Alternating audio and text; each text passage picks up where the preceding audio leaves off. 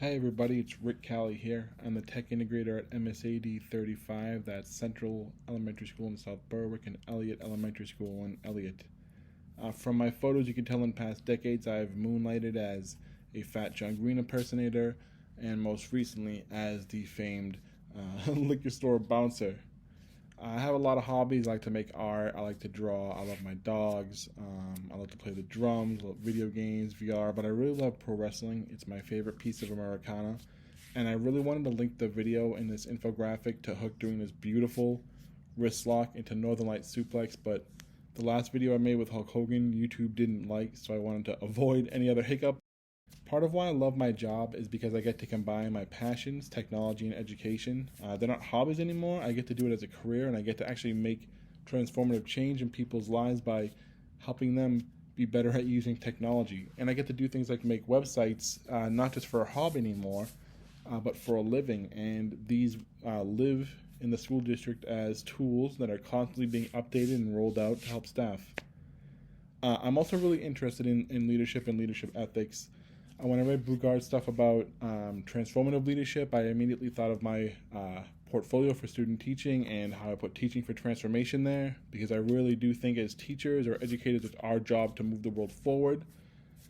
Talking about some of the tenets that I liked from the article, I look at everything in my own job with an eye of we could be better, I could be better. Everything that I do that I like, that I think is great, it can be done better, it can be improved upon. I want that to happen. And I want to improve on other things. We shouldn't be angry if somebody wants to tweak or mod something that we do. We want the stuff that we do to be able to live as long as it can and to work as well as it can for as many people as it can. I also love pushing people and myself outside comfort zones because you never know what you'll discover. It sounds cliche, but it's true. And bursting with pride when people accomplish stuff that they didn't think they would be able to, that's really true. That's really motivating. That's just such a really wholesome feeling, especially when people tell you that, they're too old or they just don't understand something and then they figure it out and they come to you and let you know that, hey, oh, by the way, I figured this out on my own. I'm like, that's really great. Like, that's what I want. Congratulations. You can solve it.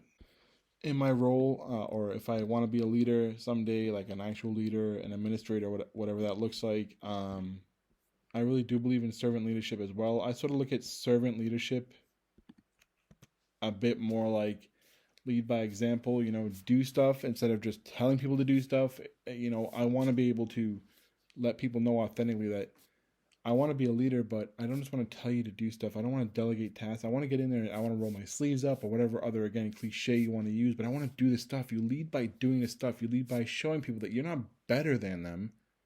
Like, you're not better than them because you're a leader. Like, you're a leader because these people trust you to help them when times are tough and to make them feel great when times are good. That's why you're a leader, to pull people through, to lift people up, not to put people down ever. The servant leadership model also really, really aligns with what I like to do and how I like to see myself as a leader.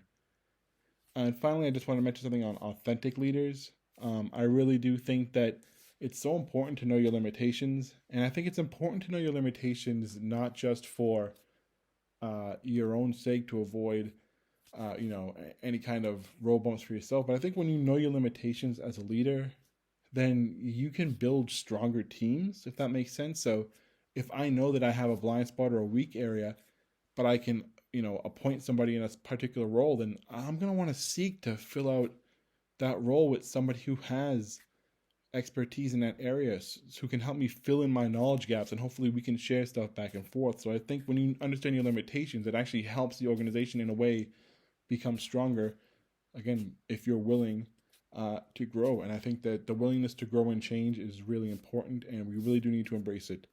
Anyways, I'll stop rambling because now I've gone on longer than I wanted to. I apologize again for this being late. I work in technology, and it's the worst thing in the world when I can't get something to work the way I want it to work. So again, cheers to a great semester, and I'm looking forward to working with and learning from you all.